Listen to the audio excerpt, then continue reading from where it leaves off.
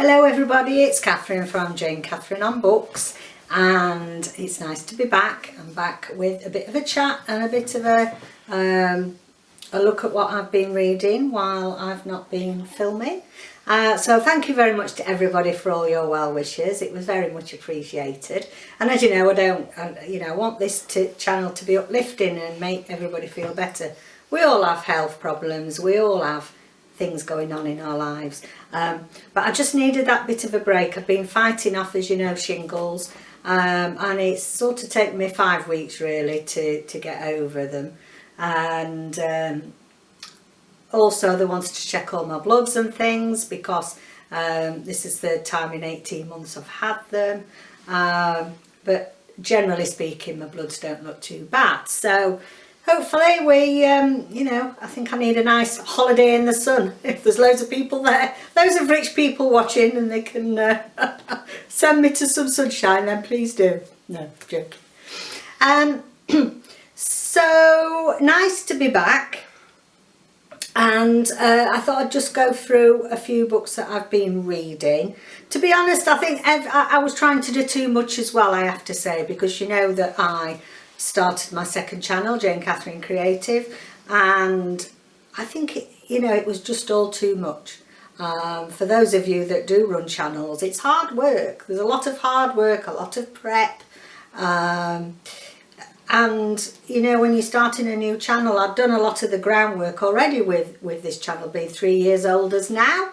Me and my bestie Kerry Ann started around the same time. That's how we ended up talking originally. And it's sort of, when you first start a new channel with a new community, it's a lot of networking and a lot of hard work. And I've joined 4 or 5 Facebook groups for different people in the junk journal community. One was one to do with me stitching embroidery, and I was trying to keep up with them all, and trying to keep up with all the 5 different Facebook groups. I was trying to film loads of content because it was a new channel. I was trying to keep up with the stuff I was doing on here, because obviously my first priority is to here. It's 3 years old, and hope it's going to go for many more years. And I think sometimes you just have to let things go, let things slide a bit, and look after yourself. And I'm very good at giving everybody else that advice, but I'm not very good at taking it. And a lot of stuff going on, and I think with the shingles I was so run down, you just get exhausted. So I'm back. I'm not promising what that I'm going to do so many videos a week, that this is what I'm going to do, because that's just putting pressure on myself. So I'm here when I can, hopefully at least once a week. And I'm carrying on with my duo series. That's not going anywhere. And I'm going to do a review of my 5-star project. As you know, I'm doing a 5-star project of Books and Lala's books from 2017 now. So I just want to have a bit of a recap, see where we are with that, and move that forward. So without further ado, let's have a look what I've been reading. And actually it's been quite nice just to pick up what I fancy and not feeling pressured into doing any readathons or anything. So yeah, it's just been a bit of a break. First then, the mother-in-law, Sally Hepworth. Now, this was one of my most anticipated new releases this year. I do like Sally Hepworth's writing, and I think I probably even mentioned it about 6 months ago. It was on my radar that it was coming out, and I have to say I was a bit disappointed. It was a 3-star for me, and I expected it to be, I expected it to have a lot more substance to it than it did. It's a family drama, and there's always sort of twists and turns with Sally Hepworth. But Lucy's mother-in-law was quite a challenging mother-in-law. They didn't always get on all that well for whatever reason. Lucy really tried her best to fit in, and the mother-in-law just didn't take to her. Nobody was good enough for her son. And the mother-in-law is found dead. She leaves a suicide note, but you know, is everything as it seems?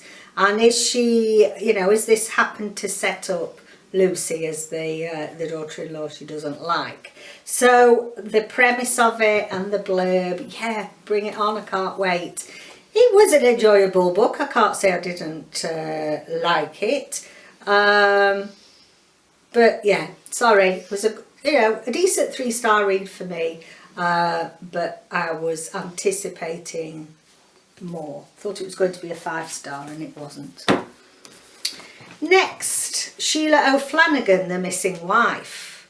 First time that I'd read anything by Sheila O'Flanagan, and I read this as a buddy read with my bestie Kerry-Ann from Woman vs. Books. And as those of you that follow her channel know, she's on maternity leave, and yeah, she was in the last few weeks of waiting for her baby to be born, so we filled a bit of time doing some reading and a buddy read. And yeah, she'll be back soon. She's had a baby. She's over on Instagram and Facebook.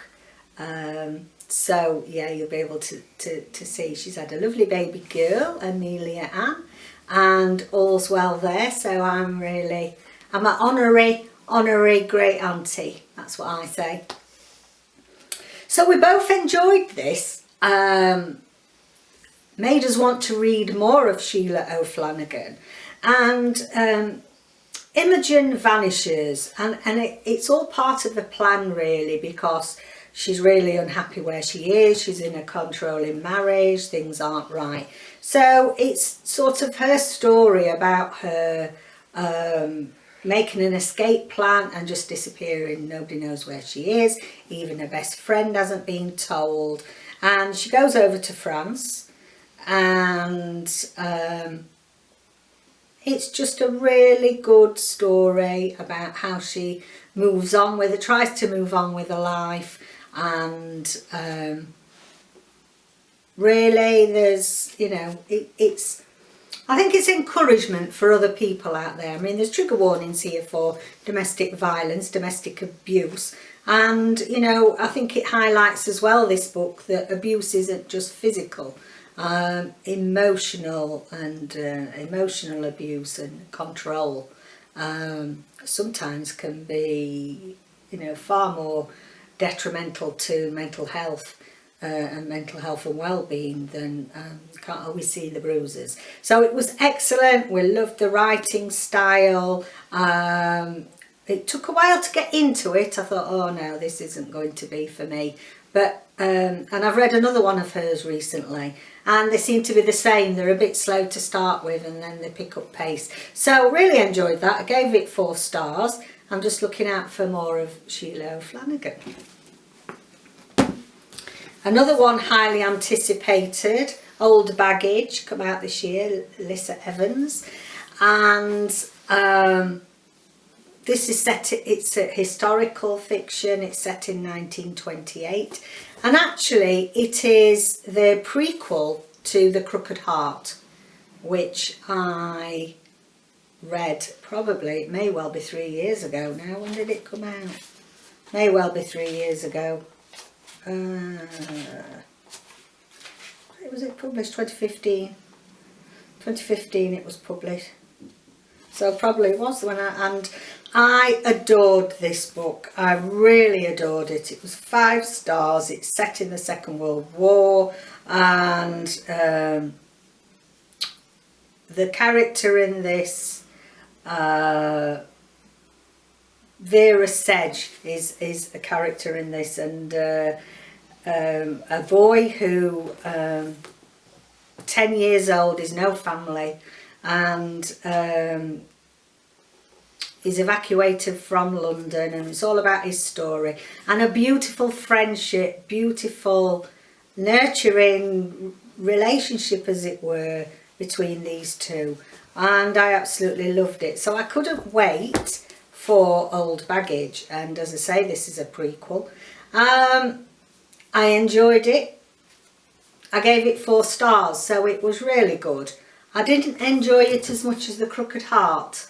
I did. This obviously, there was something a bit extra emotionally in there for me, and it flowed. I felt it flowed a little bit easier. This at times felt a little bit choppy. In the plot, felt a little bit choppy coming and going. But Matilda Simpkin, she was a suffragette, and she was sent to jail for being a suffragette. So she's had quite how can we say, she's had quite interesting young adulthood, and she's now in middle age, but she's in middle age same as I am, but they make her, you know, back in the day when you were middle age you were ancient, and that's how she's sort of portrayed, you know, when she's there. Look, can you imagine me going dressed out like that with my hat on? No, I don't think so. But she's got all these plans. She's going to set up like a girls group, and she wants all these girls to experience what it's like, a bit like being a girl guide really. And you know, she's got a long-term good friend that lives with her, and sort of looking at you know, female friendships. Beautiful book, it is beautiful, and it's quite funny in places, you know, it's a bit tongue-in-cheek, quite funny. So yes, I do urge you to read that, but certainly, you know, if you've got Old Baggage, you've read Old Baggage, but you've not read The Crooked Heart, you need to go and get it, because I just love that book. The one book that I haven't mentioned, I'll put a picture up here of it, is called The Wrong Child by Barry Gornell, and I've sent it now to Kerry Ann. I've sent it to Kerry Ann because, you know, we do a book swap every month, and I'd like to know what she thinks of it. Now, there was I gave it 3 stars. There was some really interesting concepts in it, and in a way, it reminded me of a disaster that happened in Scotland, and it must be 20 odd years ago now. My eldest son's 27, and it was when he was 6-year-old at school, and this tragedy happened in Dunblane, in a school there, and it was the sort of age, it was something that shocked you anyway because it was children involved, but you know, it was the same class age group that my child was in, and it brought it home even more, you know, even more that you could feel for the parents there. And this story very much reminded me of that in some respects. It also, many of you won't, I mean, if you're as old as I am and you're from the UK, you will know of the Aberfan disaster. When I was a little girl, that was another, it was in Wales, and a pit slag heap completely collapsed and engulfed the whole school, and no one survived that. So, you know, unfortunately this book portrays things that happen in real life, so you do feel that connection with it, you do feel emotion with it, hence why there were parts of it that I thought, this is going to be a 5-star read.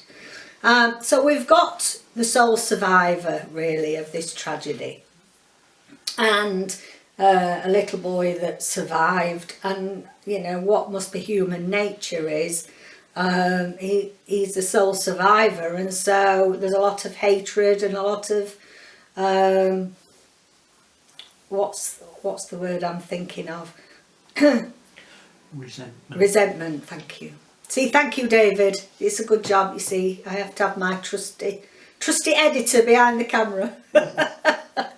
Yes, there's a lot of resentment there, and you can understand that. And really, it's in 2 timelines, so it is the day of the tragedy, and we get to know all the children that are in the school. So that is nice. You get to know them, the family, a bit about family life in the village, and so every other chapter is a different child. You get to know more about them, and also a bit about their relationship with the boy that survives. And then we also get what's happening in current day.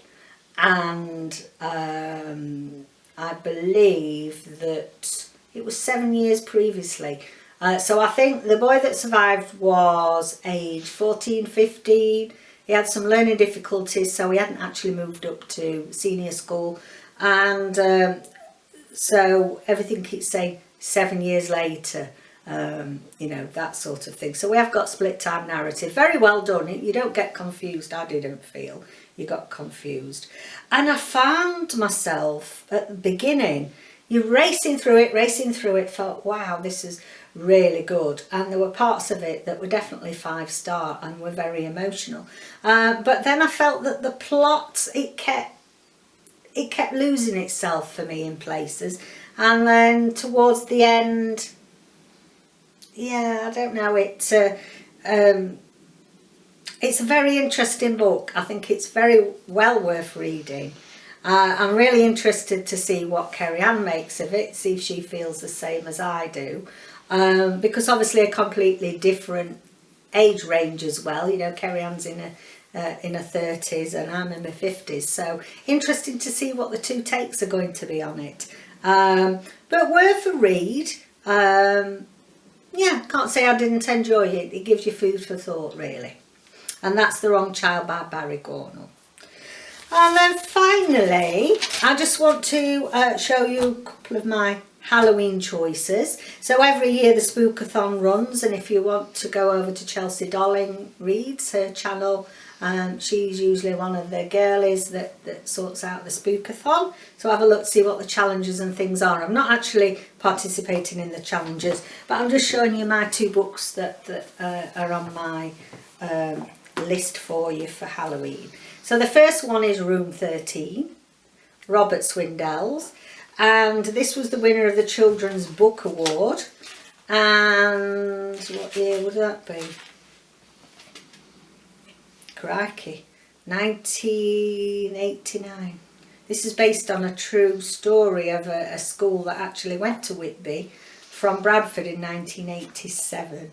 And Whitby is not that far away from us, and it's a beautiful, beautiful coastal town, and it is the home of Dracula, because it is said that Dracula was written there, and it's very atmospheric. There's a big old abbey up on the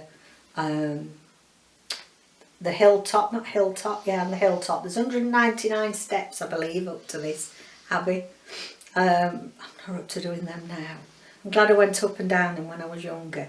But Whitby is a beautiful place, and I think, you know, if you read books that's near where you live, it's just got that extra excitement, hasn't it? So this is for 9+, and yeah, you know, Halloween is for the kids. I know we all love it as adults. To see what spooky reads we can find as bookies, but the kids love things like this, so that's the first choice. And then my second choice is book 1 in a series called The Whitby Witches. Lovely cover this is, by Robin Jarvis. It's even got some lovely wave, sort of like end papers in it. And again, this is a children's classic, modern classic, and yeah, I'm not going to say anything more about these two. They're creepy and witchy, and things that go bump in the night, and we can see Whitby Abbey there, sort of an interpretation of Whitby Abbey. There we go. Oh lordy, oh lordy, it's wrong way round. Swindell, Robert Swindell's Room 13.